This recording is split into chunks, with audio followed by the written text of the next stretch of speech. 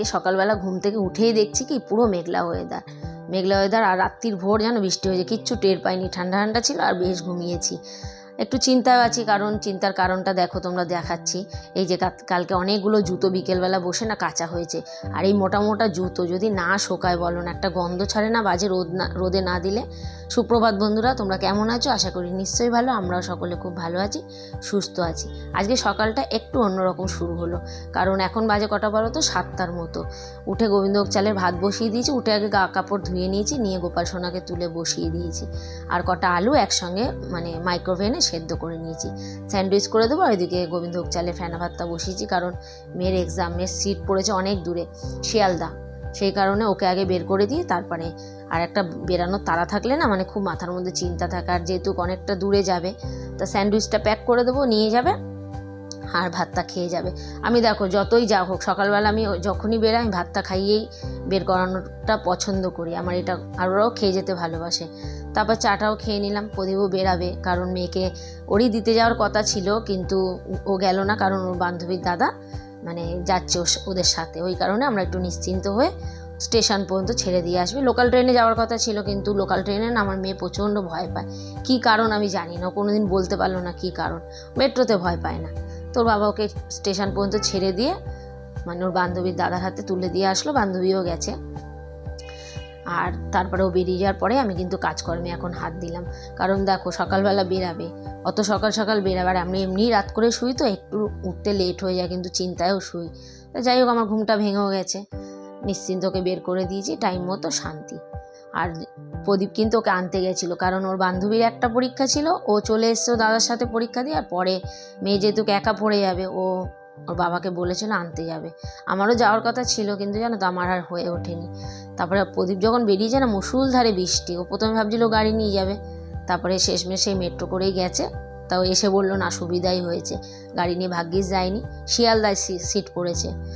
তারপরে বিছনাপাটিগুলোও গুছিয়ে নিলাম, ও বেরিয়ে যাওয়ার পরে এগুলো করছি।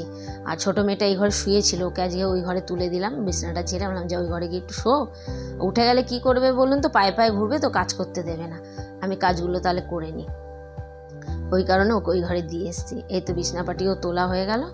আর আজকে কিন্তু সকালে স্নান টান আমি কিচ্ছু করিনি, ওই জন্য একটা বিরক্তও কাজ করছে। যারা দেখবে সকাল সকাল স্নান করে না, সকালে স্নান না করলে না একটা শরীরে একটা অদ্ভুত রকমের অস্থির হয়, আমার তো ভীষণভাবে হয় যতক্ষণ না গায়ে না জল ঢালবো। তারপরে ঘরটাকে একবারে ঝাড় দিয়ে তারপরে কিন্তু আমি স্নান করিনি, দেখলাম হট করে কি রোদ উঠেছে, তাড়াতাড়ি করে দৌড় মেরে চলে গেছি আমি ছাদে, মানে জুতোগুলোকে যদি যতক্ষণ পারে একটু রোদ খাক, তা বেশ কিন্তু শুকিয়েই গেছিলো মোটামুটি। মোটা যে জুতোগুলো সেগুলো একটু দেরি হয়েছে শুকাতে, কিন্তু একটা যে ভ্যাপসানি গন্ধ ছাড়ে ভিজা জিনিস, সেই জিনিসটা কেটে গেছিলো। তারপরে একসাথে আমি পায়রার খাবারও নিয়ে চলে গেছিলাম, কারণ আজ সকালবেলা দেওয়া হয়নি জানো তো, ওদের খিদেও পেয়ে গেছিলো, ওদের যে জল দিই সেই বাটিটাও গিয়ে দেখছি না খালি। আর প্রদীপ মেয়েকে দিয়ে আসার সময় একটু বাজার করে নিয়ে এসে, দেখো একসাথে শ্যাপলা লতি দুটোই নিয়ে এসে, আর চিংড়ি মাছ নিয়ে এসে অনেকগুলো, জানো কেটে আনেনি। আমার তো একটু মাথাটা গরম হয়ে গেছিলো, কিন্তু কি করব বলো, শাপলাটাও কেটে নিলাম। শাপলা তোমরা কে কে ভালোবাসো? আমরা তো ভীষণ ভালোবাসি শাপলা খেতে। আর শাপলা মানে কেটে আমি আজকে রেখে দেবো, আজকে আর করবো না, আজকে কিন্তু করারই কথা ছিল জানো তো, কিন্তু আর করিনি জানো। আর ছোটোবেলায় জানো এই শাপলার ফুলগুলোকে আমরা কী ভাবতাম বলো তো, পদ্ম ফুল। মা যখন কাটতে বসতো তা আমরা ভাবতাম পদ্ম ফুল। তোমাদের আজ সেরকম কিছু আর দেখাতে পারিনি, রান্নাবান্না কিচ্ছু শেয়ার করতে পারিনি। মাছের ঝোল করলাম, আর বলছি তোমাদের কি করেছি। আর করেছি হচ্ছে, আমি করিনি সরি, মা মাছের মাথা দিয়ে, ইলিশ মাছের মাথা দিয়ে কচুর শাক পাঠিয়েছিল।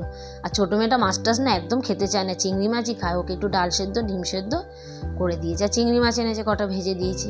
তো আমি শুধু মাছের ঝোলই করেছি, আর মা কচুর শাক যেহেতু পাঠিয়েছে ওই দিয়ে আমাদের হয়ে গেছে। প্রদীপও চলে এসছে ছোটো মেয়ের খাওয়ার পরে, তো একসঙ্গে আজকে অনেকদিন পর খাওয়া দাওয়াটাও করলাম। আর কি বলো তো, মানে আমাদের না অনেক রকম পদের না খেতে চায় না, 2 রকম পদ হলে ঠিক আছে, 3-4 রকমের পদ আমাদের খেতে চায় না। তারপর বিকেলবেলা মেয়ে চলে এসছে পরীক্ষা দিয়ে, এক্সাম তোর খুব ভালো হয়েছে। আর এটা হচ্ছে মেয়ে ডান্সের ক্লাসেরই একটা পুচকি এসছে ডান্স করতে ওর কাছে, ও যেহেতু রবিবার প্রোগ্রাম আছে, ওর আন্টির একজনের কে যেন অসুস্থ হয়েছে, সেই কারণে আন্টি তোলাতে পারছে না, তা মেয়ের কাছে এসছে। তো মেয়েটা খুব মিষ্টি আর খুব জলি, সব থেকে বড়ো কথা, এসে বলছে কি আমাদের বাড়ি থাকবে। তা ছোটো মেয়ে দাঁড়িয়ে দাঁড়িয়ে ওর নাচ দেখছে, ছোটো মেয়েকেও দিয়েছিলাম জানো মাঝখানে, ছেড়ে দিল। তারপরে ওরা বেরিয়ে যাওয়ার পরে আমরা একটু মা মেয়ে বেরিয়ে পড়লাম কেনাকাটি করতে, কারণ ডলের জন্মদিনের জামা আগের দিন কিনতে গেছিলাম, পাইনি। আজকে একটু বাজার কলকাতায় গেছি, তা মোটামুটি কালেকশন, খুব একটা কালেকশন ছিল না। তা ও দুটো জামা পছন্দ করেছে, আমি বললাম একটা নে, বলছে না জন্মদিন বলে কথা, দুটো নেবো না। মেয়ে আমার দুটো একদম পকিয়ে নিল, আর খেলনা কিনবে বলছিলাম, তো খেলনা কিনতে দিইনি। তারপর একটু মানে দেখা দেখি করছিলাম, কারণ দেওয়া থোয়ার তো অনেক আছে, সেরকম কিছুই দেখো এখনও সুতোও কিনিনি, শুধু মেয়ের জন্মদিনের জামাটাই কিনেছি। তারপর একটু ছেলেদেরও দেখছিলাম, দেখে ছোটো মেয়েরা যে বায়না আমি বিলের ওখানে দাঁড়াবো, তা একটু দেখো না, একটু আবভাব দেখিয়ে একটু বিল করতে গেছে। তারপরে আমাদের কেনাকাটি কমপ্লিট করে দেখলাম এখানে ফুচকা বিক্রি হচ্ছে, আর ফুচকালার এখানে মানে ডেকোরেশন দেখেই আমাদের লোভ লেগে গেল। না সত্যি ফুচকাটা ভালোও ছিল। ফুচকা টুচকা খেয়ে আমরা টোটো ধরে বাড়ি চলে আসলাম। আর দেখো আমাদের বাড়ির থেকে বাজার কলকাতা খুব একটা দূরত্ব না, টোটো করেই যাওয়া যায়। আসার সময় একটুখানি টুকিটাকি মানে ফুচকা তো খেয়েছি, টুকিটাকি বলতে কি, ছোটো মেয়ে তো এই মানে আমাদের মোমো হাট বলে একটা ডাল্লাপে দোকান আছে, এখানে খাওয়ার দাওয়ার খুব ভালোবাসে, তো মান্ডু নিয়ে এসেছি, 4 জনের 4 টুকরো খেয়ে নেবো। আর দেখো কী কী কিনে নিয়ে এসেছি, এটা হচ্ছে আমার গোপাল সোনার রুমাল।